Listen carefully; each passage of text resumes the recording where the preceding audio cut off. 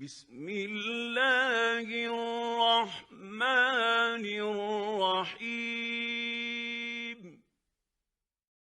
بسم اللہ الرحمن الرحیم الحمد للہ رب العالمین والصلاة والسلام علی سید الانبیاء والمرسلین وعلی آلہ واصحابہ اجمعین۔ پچھلے سبق میں ایک چھوٹی سی بات رہ گئی تھی، اس کو پہلے دیکھ لیتے ہیں پھر آگے چلتے ہیں۔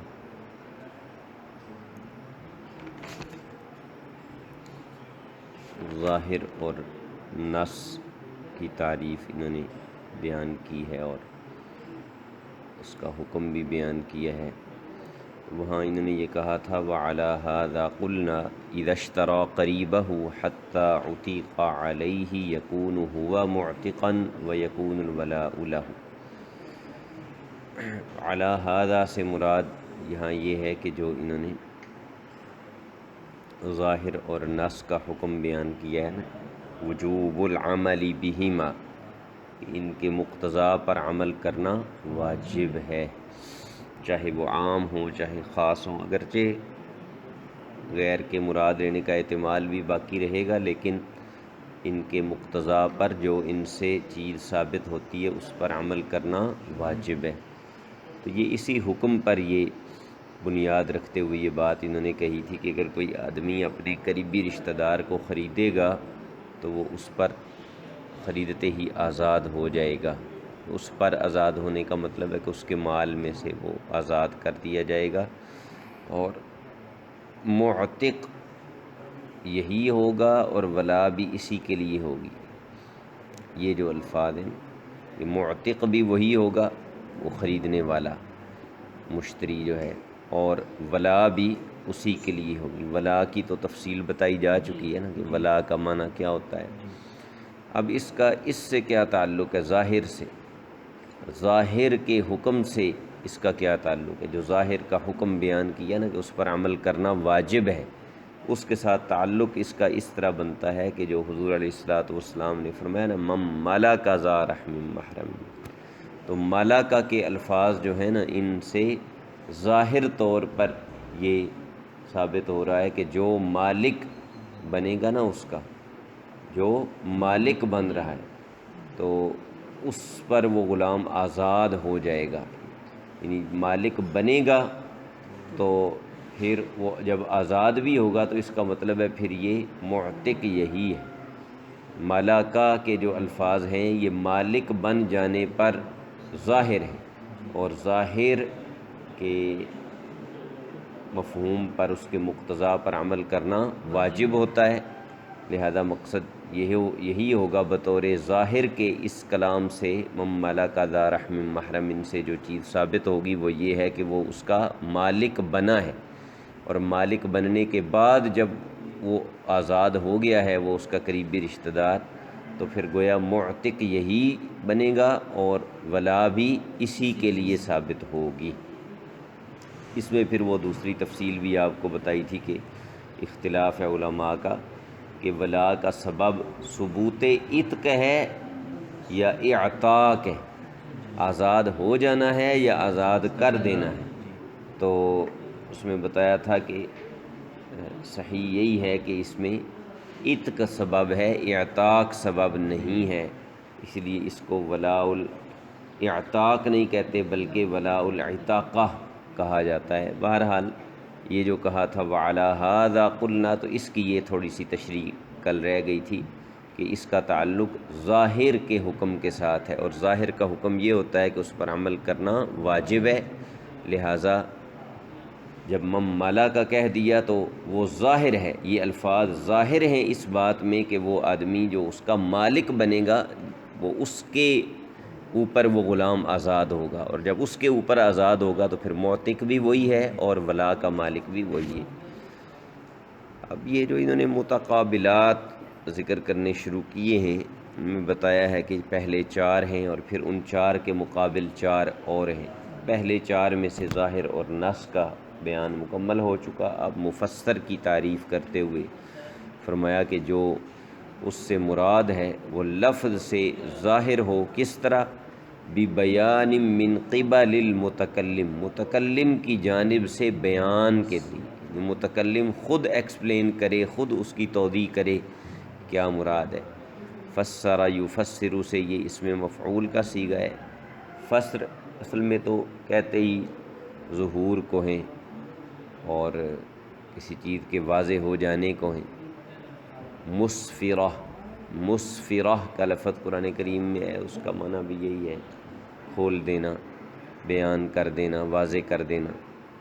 تو اس میں جو متکلم کی مراد ہے وہ متکلم نے خود بیان کر دی ہے۔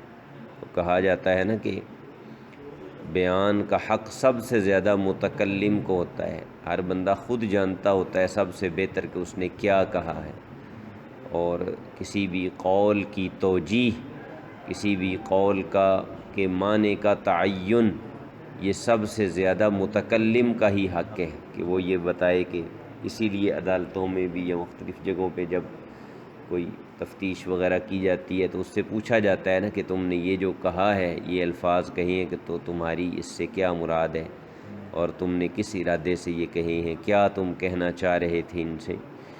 تو اس کو کہا جائے گا مفسر، کہ جہاں متکلم اپنی مراد کو خود بیان کر دے اور اس طرح پر بیان کرے کہ لا یبقى معه احتمال التاویل والتخصیص، نہ اس میں تعویل کا کوئی احتمال باقی رہے اور نہ اس میں تخصیص کا کوئی احتمال باقی رہے، یعنی ہر طرح سے وہ اپنے اس کلام کو واضح کر دے۔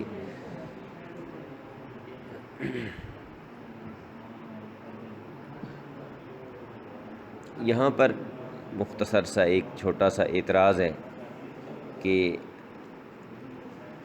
مفسر کا ذکر تو مشترک کی بحث میں گزر چکا ہے،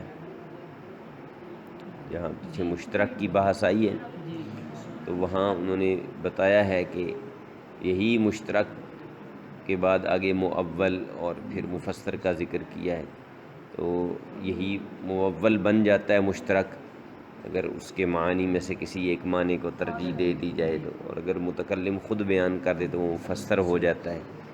تو مفسر کا ذکر تو پیچھے مشترک کی بحث میں آ چکا ہے، جب ایک دفعہ ذکر آ چکا ہے تو پھر اس کا اعادہ کرنے کی یہاں کیا ضرورت ہے، یہ اعتراض ہے۔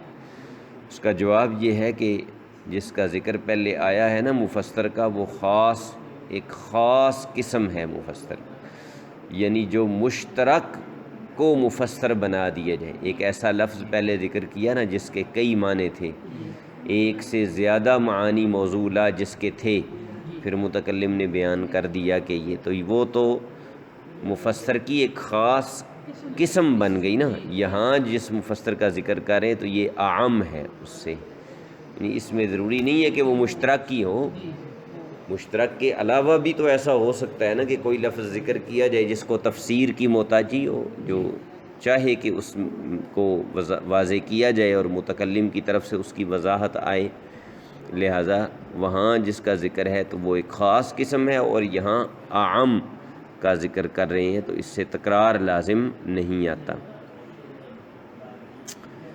یہ جو انہوں نے کہا ہے کہ اس میں بیان ہو متکلم کی جانب سے، مراد جو ہے نا متکلم کی وہ ظاہر ہو، کیونکہ متکلم کی طرف سے بیان آ جائے، اور بیان بھی اس طرح کا آئے کہ اس میں تعویل کا احتمال بھی نہ باقی رہے، اس وضاحت کے بعد اس میں تعویل کا احتمال بھی باقی نہ رہے اور تخصیص کا احتمال بھی باقی نہ رہے۔ تخصیص آپ جانتے ہیں کہ عام میں ہوتی ہے، پہلے جنرل بات ذکر کی جائے تو پھر اس میں تخصیص کی جاتی ہے، عمومی بات پہلے ذکر کی جائے، تو اس لیے اس میں تخصیص کا احتمال بھی باقی نہیں رہنا چاہیے اور تعویل کا احتمال بھی باقی نہیں رہنا چاہیے، پھر وہ جا کر مفسر کا درجہ پائے گا۔ یہ جو انہوں نے کہا ہے کہ متکلم کی طرف سے بیان، اس میں تھوڑی سی تفصیل ہے کہ بیان دو طرح کا ہوتا ہے، ایک قطعی بیان، یعنی قطعی سے مراد یہاں یہ ہے کہ ایسا بیان کہ جو مزید تفصیل کی گنجائش باقی نہ چھوڑے،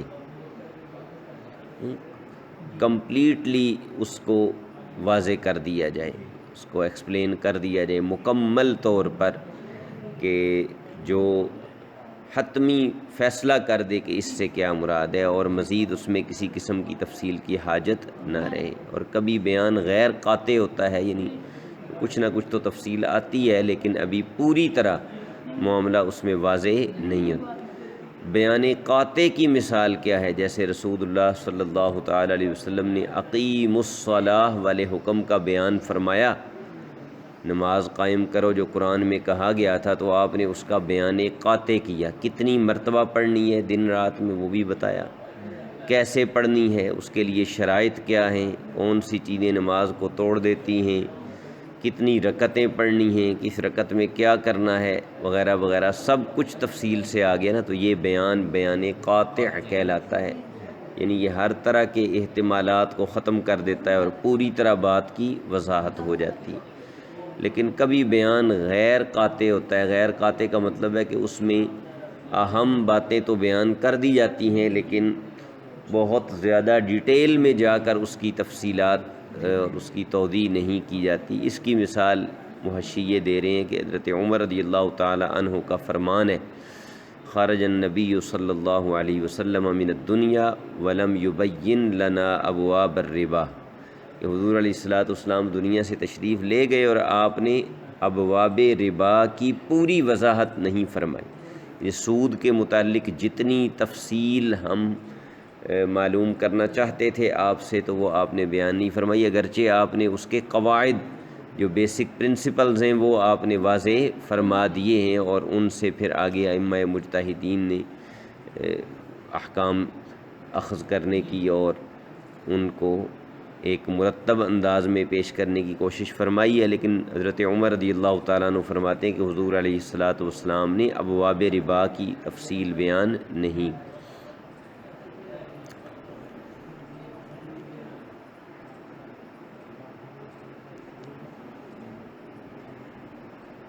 اب یہاں جو کہا کہ متکلم کی طرف سے اس طرح کا بیان آ جائے کہ اس میں نہ تعویل کا احتمال باقی رہے اور نہ ہی تخصیص کا احتمال باقی رہے، تو یہ جو کہا لا يحتمل التعویل والتخصیص، اس سے دوسری قسم نکل گئی ہے۔ یہ جو ابھی دو قسمیں بتائی ہیں نا کہ ایک بیان قاطع ہوتا ہے، ایک بیان غیر قاطع ہوتا ہے، دوسری قسم نکل گئی، یعنی اس کا مطلب ہے کہ اس کو پھر اصطلاح میں مفسر نہیں کہیں گے، جس کی وضاحت تو کی گئی ہے لیکن ایسی وضاحت نہیں کی گئی کہ اس میں کسی قسم کا کوئی تعویل تخصیص کا احتمال باقی نہ رہے، تو اس کو مفسر نہیں کہیں گے۔ جس کی مکمل تشریح اور توضیح کر دی گئی ہے مفسر اسی کو کہا جائے گا۔ سمجھ آ گئی؟ اب آپ کے ذہن میں مکمل یہ اس کا نقشہ بن جانا چاہیے اور اس کا تصور جو ہے وہ بالکل واضح ہونا چاہیے کہ مفسر یہ کسے کہنا چاہ رہے ہیں۔ اب اس کی مثال پہلے تو عمومی مثال دیں گے اور پھر آگے شرعیات میں مثال دیں گے، کیونکہ یہ جو ہم اصول فقہ پڑھ رہے ہیں تو ظاہر ہے کہ اس کا جو تعلق ہے بلا واسطہ تو وہ تو احکام کے ساتھ ہے نا، یعنی فقہی مسائل کے ساتھ ہے، عقیدے وغیرہ کے ساتھ تو اس کا کوئی زیادہ تعلق نہیں بنتا۔ بہرحال پہلی جو مثال دی ہے وہ یہ دی ہے کہ اللہ تعالیٰ نے فرمایا فسجد الملائکۃ کلہم اجمعون، فرشتوں نے سجدہ کیا، سب کے سب نے اکٹھا۔ اب اس میں جب الملائکہ کہا تھا تو یہ ظاہر ہے عموم میں، اس میں عموم ہے، کیوں عموم ہے کہ یہ جمع کا صیغہ ہے اور جمع کا صیغہ بھی معرف باللام ہے، جمع ہو اور پھر وہ معرف باللام ہو۔ الف لام کے بارے میں آپ جانتے ہیں کہ وہ جنس کے لیے بھی ہوتا ہے اور اس میں الف لام جو ہے وہ عہد خارجی کے لیے بھی ہوتا ہے، عہد ذہنی کے لیے بھی ہوتا ہے اور استغراق کے لیے بھی ہوتا ہے اور جنس کے لیے بھی ہوتا ہے، تو ظاہر ہے کہ جمع کا صیغہ ہو اور پھر اس پر الف لام بھی آ جائے تو استغراق کا وہ ہو سکتا ہے، تو اس میں عموم تو پہلے ہی پایا گیا ہے، عموم تو اس میں موجود تھا، البتہ تخصیص کا احتمال باقی تھا۔ کیسے تخصیص کا احتمال باقی تھا کہ فرشتے کوئی تھوڑے تو نہیں ہیں، بہت سارے ہیں، اب ان میں سے چند ہزار یا چند لاکھ فرشتوں نے بھی سجدہ کر لیا ہوتا تو پھر بھی فسجد الملائکہ تو سچا آ سکتا تھا کہ بہت سے فرشتوں نے سجدہ کیا ہے، یہی مفہوم بن رہا ہے نا، لیکن سب کے سب نے کیا ہے یہ تو ثابت نہ ہوتا، تخصیص کا احتمال تھا نا اس میں، کہ کچھ ایسے بھی ہوں کہ جنہوں نے نہیں کیا، جو فسجد الملائکہ میں شامل نہیں ہیں، وہ اس سے مخصوص ہیں، تو احتمال تخصیص باقی تھا۔ جب کہا نا کلہم تو اس سے تخصیص کا احتمال ختم ہو گیا، تخصیص کا احتمال اس میں ختم ہو گیا اور دروازہ بند ہو گیا، تو کلہم کہنے سے تخصیص والا دروازہ بند ہو گیا، کیونکہ کلمہ کل آیا ہے نا، کلہم، کل کا جو کلمہ ہے نا یہ اصولیین کے نزدیک احاطہ کے لیے اور شمول کے لیے آتا ہے، کسی چیز کو مکمل طور پہ گھیر لینا، اس کے سارے اجزاء کو اپنے اندر سمو لینا، لے لینا، اس کے لیے یہ آتا ہے نا، احاطہ کے لیے اور شمول کے لیے۔ تو جمع میں پہلے بھی عموم تھا، لیکن یہ چانس تھا کہ ہو سکتا ہے اس میں سے کچھ فرشتے جو ہیں وہ خاص ہوں، جو اس حکم سے خاص کر لیے جائیں، لیکن جب کل کا لفظ استعمال ہو گیا تو اس نے اس عموم کو پختہ کر دیا ہے اور اس نے احاطہ کر لیا ہے اور شمول کر لیا ہے۔ لیکن اب بھی ایک احتمال باقی تھا، اور وہ احتمال تھا تفریقہ کا۔ تفریقہ کا کیا مطلب ہے؟ کہ سجدہ کیا تو سب نے ہو، لیکن کچھ نے پہلے کیا ہو، کچھ نے پھر تھوڑی دیر بعد، کچھ نے پھر، یعنی الگ الگ موقعوں پر انہوں نے سجدے کیے ہوں، یہ احتمال باقی تھا۔ تو جب کہا اجمعون تو پھر اس سے یہ احتمال بھی، تعویل کا احتمال بھی ختم ہو گئی، یعنی یہ تعویل کی جا سکتی تھی نا اس میں کہ کیا تو سب نے ہے، لیکن آیت میں کوئی یہ تو ذکر کوئی نہیں کہ سب نے اکٹھا کیا، اگر اجمعون نہ ہوتا تو یہ تعویل ہو سکتی تھی نا، تو اجمعون نے آ کر اس تعویل کا دروازہ بھی بند کر دیا۔ تو اب یہ پوری طرح مفسر ہو گیا ہے، یعنی اس میں نہ تعویل کا کوئی احتمال باقی رہا ہے نہ تخصیص کا، اور یہ تشریح بھی کس کی طرف سے آئی ہے؟ متکلم کی طرف سے آئی ہے، متکلم نے خود یہ وضاحت کی ہے، اس کو کہا جاتا ہے مفسر۔ اب یہ جو مثال آئی ہے یہ تو ایک عمومی مثال ہے نا، شرعیات میں تو نہیں ہے، ظاہر ہے فرشتوں کا سجدہ کرنا یہ کوئی فقہی مسئلہ تو نہیں ہے، تو فقہی مسائل میں اصل تو ان قواعد کی ضرورت پڑتی ہے، اس لیے شرعیات میں اب اس کی مثال دیتے ہیں۔ ایک آدمی نے کہا تزوجت فلانۃ شہرا بکذا، میں نے فلاں عورت سے شادی کی 1 مہینے کے لیے اتنے کے بدلے میں، مثلا 10 درہم کے بدلے میں یا 20 درہم کے بدلے میں، یعنی اس میں رقم بھی ذکر کی ہے اور شہرن یعنی 1 مہینے کے لیے۔ اب جب اس نے کہا نا تزوجت تو یہ الفاظ جو ہیں ان سے بطور ظاہر کے جو بات سمجھ آ رہی ہے وہ کیا ہے؟ نکاح۔ ظاہر کی تعریف پڑھی ہے نا آپ نے، جو اس سے مراد ہے وہ نفس سما سے ظاہر ہو جائے، نفس سما سے سننے سے تزوجت کے الفاظ سے کیا سمجھ آتی ہے؟ نکاح۔ لیکن ابھی اس میں احتمال تھا، کیونکہ یہ الفاظ متع کے لیے بھی استعمال ہوتے ہیں۔ متع کا معنی ہوتا ہے کہ مخصوص وقت کے لیے کسی عورت سے تعلق قائم کرنا، یہ پہلے اجازت تھی اس کی ابتدائی اسلام میں، پھر جنگ خیبر کے موقع پہ نبی کریم علیہ الصلوۃ والسلام نے اس کو ہمیشہ کے لیے حرام کر دیا، تو احتمال تو باقی تھا اس کا۔ جب احتمال تھا تو اب اس نے جب یہ کہا شہرن 1 مہینے کے لیے میں نے تزوج کیا ہے، تو اس نے اس احتمال کو پکا کر دیا۔ پہلے تو متعہ کا صرف احتمال تھا نا، اب اس نے طے کر دیا ہے کہ میری مراد متعہ ہی ہے، یعنی پہلے دونوں احتمال تھے نا، کہ متعہ بھی مراد ہو سکتا ہے، نکاح بھی مراد ہو سکتا ہے، تو اس نے شہرن کہہ کر اپنی مراد واضح کر دی ہے نا، اور یہی مفسر کی تعریف ہے کہ جو اس کی مراد ہو وہ واضح ہو جائے اور احتمال ختم ہو جائے۔ اب تو اس میں دوسرا احتمال کوئی نہیں نہ رہا باقی، پہلے تو دونوں احتمال تھے نا، اب دوسرا احتمال باقی نہیں رہا، تو یہ اب بن گیا مفسر، اور ثابت ہو گیا کہ یہ متعہ ہے اور یہ نکاح نہیں۔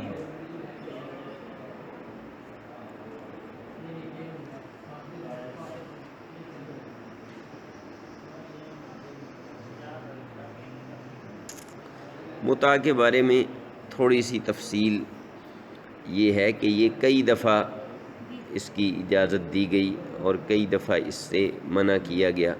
اس لیے امام نبوی رحمہ اللہ تعالیٰ نے لکھا ہے کہ 2 مرتبہ اس کو مباح کیا گیا اور 2 مرتبہ اس کی حرمت نازل ہوئی.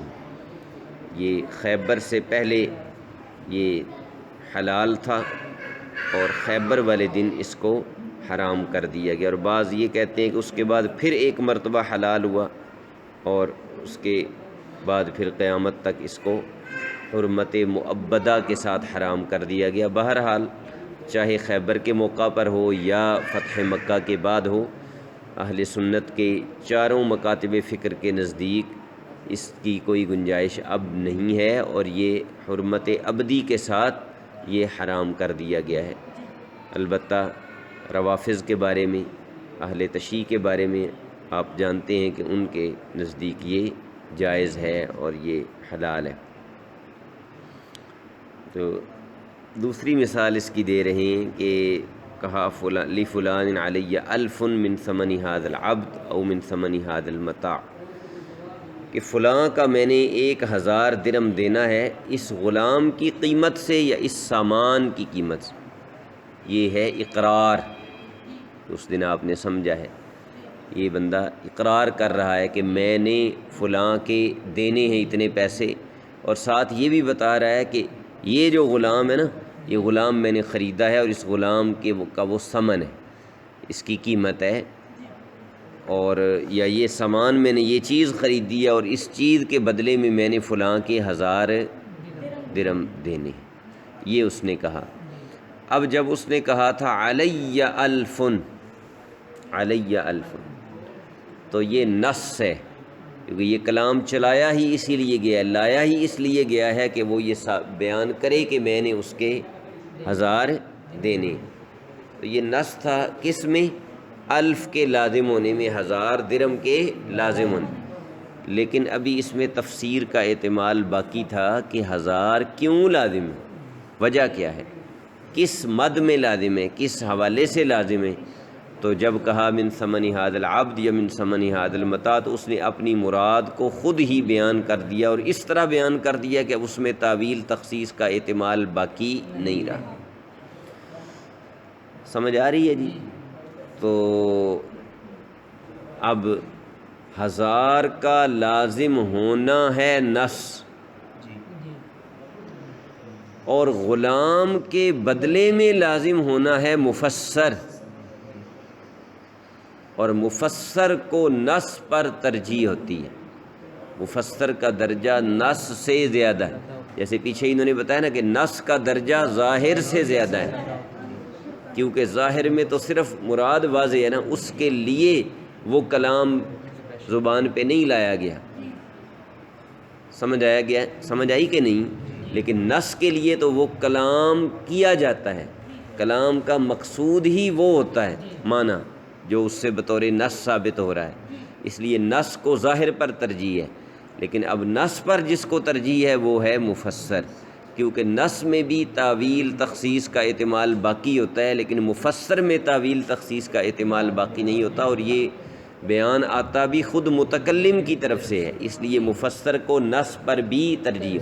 لہذا اگر قرآن کریم کی ایک آیت نص ہے اور دوسری آیت مفسر ہے تو ظاہر ہے کہ مفسر کو نص پر ترجیح ہوگی. اسی طرح یعنی یہ اس سے ضمنی طور پر آپ اگر غور کریں نا تو یہ آپ کو ترجیح کے وجوہ بھی ساتھ ساتھ سمجھ آ رہے ہیں کہ جب مختلف قسم کے دلائل مجتہد کے سامنے یا عالم کے سامنے، فقیہ کے سامنے آتے ہیں تو ان میں بعض اوقات اس کو ترجیح دینا پڑتی ہے، پریفرنس دینا ہوتی ہے. تو اس کے لیے بھی پھر قواعد ضوابط ہیں، اور آگے یہ پورا ایک آئے گا بھی، وجوہ ترجیح کی پوری فصل آئے گی جس میں وہ بتائیں گے کہ ایک دلیل کو دوسری دلیل پر ترجیح کیسے دی جاتی ہے. بہرحال یہاں یہ بتا رہے ہیں کہ مفسر جو ہے وہ راجح ہوگا نص پر. اب اگر وہ بندہ اس کو وہ غلام نہیں دیتا یا وہ سامان نہیں دیتا تو اب اس پر 1000 دینے لازم نہیں ہوں گے، کیونکہ یہ بتا چکا ہے کہ یہ 1000 جو میں نے دینے ہیں یہ اسی غلام کے بدلے میں. اب وہ جو جس بندے کا وہ غلام ہے وہ اپنا غلام اس کے حوالے کرے گا تو 1000 کا مطالبہ کر سکے گا، ورنہ مطالبہ نہیں کر سکے گا یا وہ سامان دے گا۔ یعنی مطلب یہ ہے کہ اب وہ 1000 مطلق 1000 کے واجب ہونے کا اقرار نہیں ہے، بلکہ غلام کے بدلے میں 1000 کے واجب ہونے کا اقرار ہے۔ اس کی اور مثال دیتے ہیں کہ جہاں مفسر کو نص پر ترجیح ہوتی ہے۔ ایک بندہ کہتا ہے کہ میں نے فلاں کے 1000 دینے، لفلان علی 1000، تو یہ ظاہر ہے، اس سے نفس سما سے یہ سمجھ آ رہا ہے نا کہ اس نے دینے، اقرار ہے۔ تو لیکن یہ جب وہ کہہ رہا ہے کہ من نقدی بلدی کذا، من نقدی بلدی کذا، فلاں شہر کی کرنسی میں سے، فلاں ملک کی کرنسی، شہر کی نہ کہو ملک کی کہہ لو، فلاں ملک کی کرنسی میں، اگر وہ یہ نہ کہتا، اگر وہ یہ الفاظ نہ کہتا تو پھر تو یہ کلام اس کا نص تھا اسی شہر کی، اسی ملک کی کرنسی میں جہاں وہ یہ بات کر رہا ہے، کیونکہ ظاہر ہے عرف یہ ایسا ہی ہوتا ہے کہ جب آپ کسی ملک کے اندر ہیں اور آپ کہتے ہیں کہ میں نے اس کا 1000 دینا ہے تو آپ کی مراد یہی ہوتی ہے کہ اسی ملک کی کرنسی۔ لیکن وہ مثلا موجود تو ہے پاکستان میں اور کہتا ہے کہ میں نے امریکہ کی کرنسی سے اس کے اتنے دینے ہیں یا برطانیہ کی کرنسی سے اس کے اتنے دینے ہیں، تو اب یہ جو وہ آگے اس نے یہ کہیں ہے من نقد بلد قضا، تو یہ ہے تفسیر جو متکلم کی طرف سے آئی ہے۔ تو مفسر کو ظاہر پر بھی ترجیح ہوتی ہے، مفسر کو نص پر بھی ترجیح ہوتی ہے، لہذا اب اس کو اس شہر کی کرنسی لازم نہیں ہوگی جس میں وہ کھڑے ہو کر بات کر رہا ہے، بلکہ اس ملک کی کرنسی میں دینا لازم ہوگا جس کا اس نے خود بیان کر دیا ہے، جس کا متکلم کی طرف سے خود بیان آ گیا۔ آگے کہتے ہیں وَعَلَى هَذَا نَظَائِرُهُ، یا نظائرہ بھی اس کو پڑھ سکتے ہیں، قِسْ عَلَى هَذَا نَظَائِرَهُ، اس کے نظائر کو یعنی اس کی جو مثالیں ہیں ان کو بھی تم اسی پر قیاس کر لو، اس کی مثالوں کو اسی پر قیاس کر لو، مطلب ہے کہ اس سے ملتے جلتے دیگر مسائل میں بھی تم اس قاعدے کو خود جاری کر لو کہ مفسر کو نص پر یا ظاہر پر ترجیح ہو۔ یہ تھی وہ پہلی 4 قسموں میں سے تیسری قسم مفسر۔ اس سے اگلا جو درجہ ہے، اس سے اونچا درجہ جو ہے وہ محکم کا ہے۔ یہ بتایا تھا نا کہ ان میں درجہ بندی ہے، یہ ظہور کے لحاظ سے قسمیں ہیں، آگے خفا کے لحاظ سے ہیں۔ تو ظاہر میں سب سے کم ظہور ہے، نص میں اس سے زیادہ ہے، مفسر میں اس سے زیادہ ہے، محکم میں اس سے زیادہ ہے۔ اب محکم کسے کہتے ہیں؟ محکم احکم یحکم احکامن سے مفعول کا صیغہ ہے، اس میں مفعول کا، اور اس کا معنی ہوتا ہے پختہ کرنا، کسی چیز کو مضبوط کرنا۔ محکم کا لفظی معنی تو ہے مضبوط، پختہ، لیکن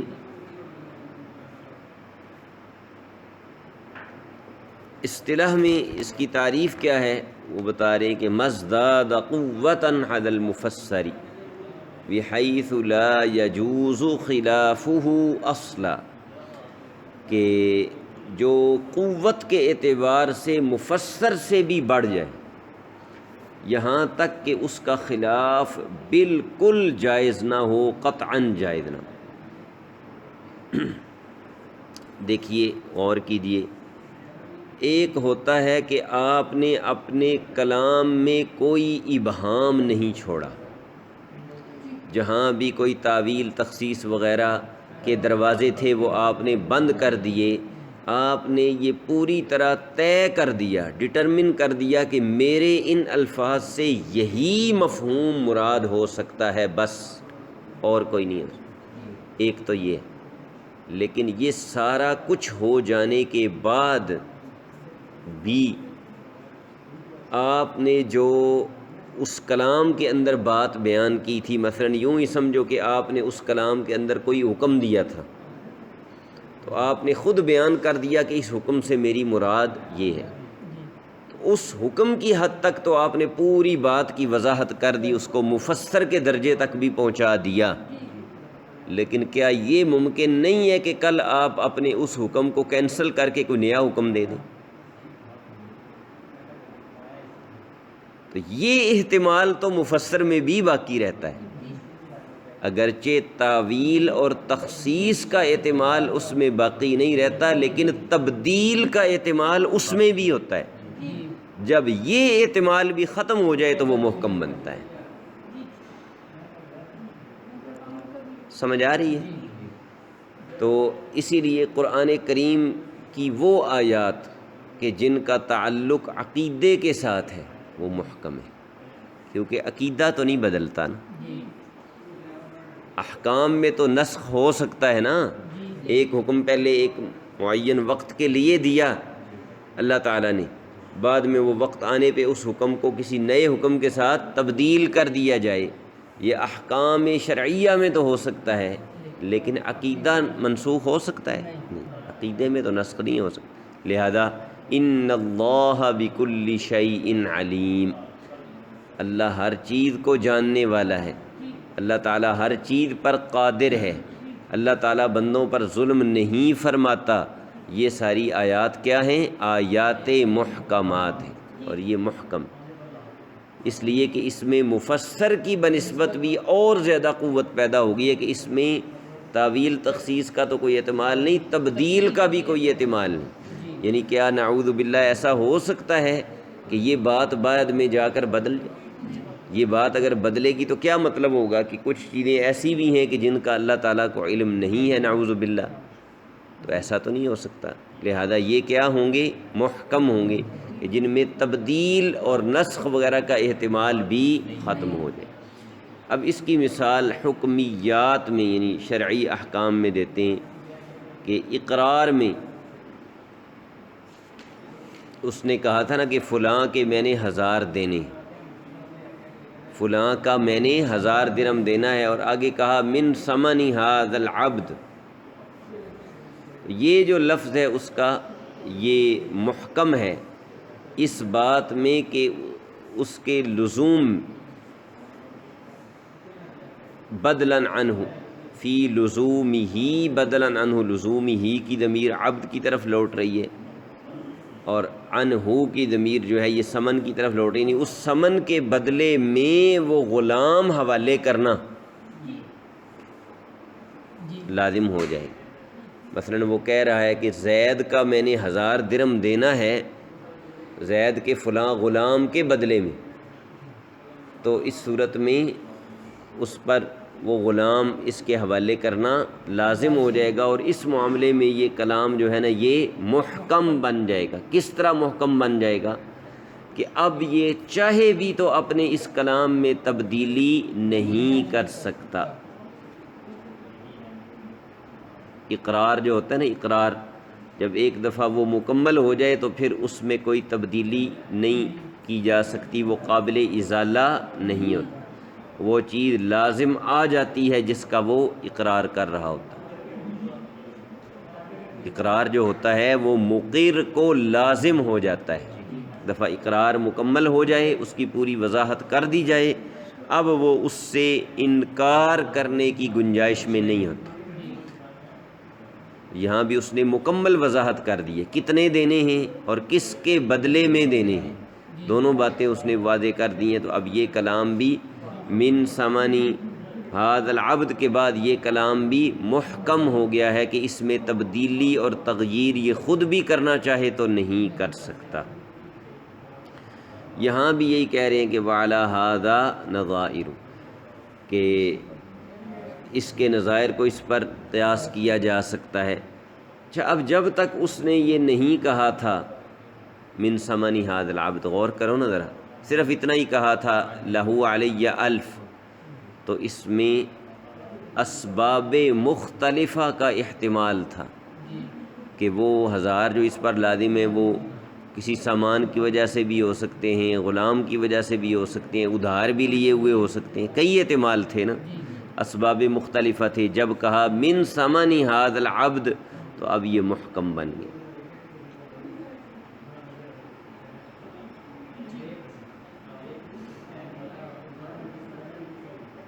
اس پر ایک اعتراض ہے مختصر سا. وہ اعتراض یہ ہے کہ ایک بندہ یہ کہتا ہے لفلان علی الف، صرف اتنا کہتا ہے کہ فلاں کا میں نے 1000 دینا ہے.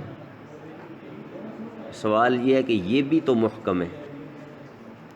کس طرح کہ اتنا کہنے کے بعد بھی اگر وہ اس سے رجوع کرنا چاہے تو نہیں کر سکتا. یہ اقرار ہے نا. اقرار جب ہو جائے ایک دفعہ تو اس کے بعد اس میں رجوع نہیں ہوتا، تو رجوع تو یہاں بھی نہیں ہو سکتا. تو پھر من ثمن ھذا العبد سے پہلے ہی یہ محکم ہے، تم اس کو من ثمن ھذا العبد کے بعد محکم کہہ رہے ہو.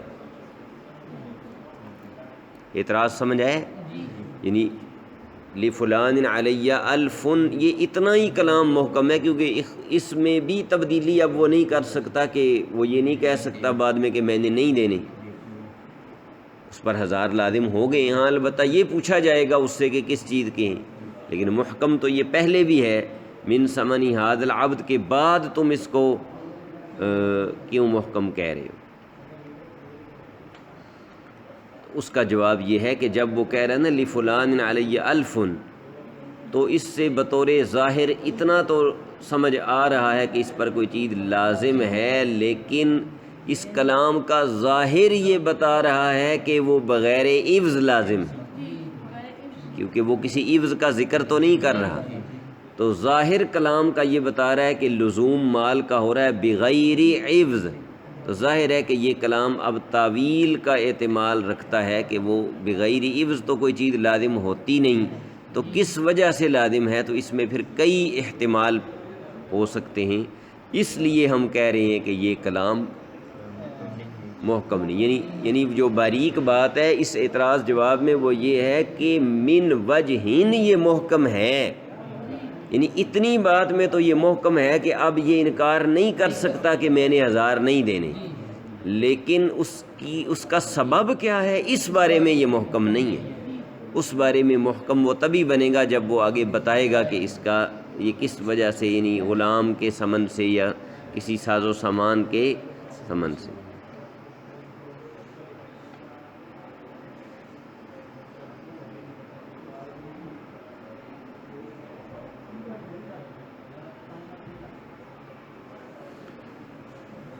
اب یہاں تک یہ 4 قسمیں مکمل ہو گئیں. مفسر اور محکم کا حکم آخر میں بیان کریں کہ ان پر عمل کرنا لا محالہ لازم.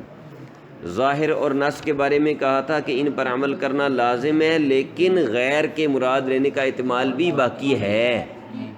جو اس سے بطور ظاہر سمجھ آ رہے ہو سکتا ہے اس کی مراد وہ نہ ہو، وہ بتا دے کہ نہیں میری تو یہ مراد ہے. ٹھیک ہے نا.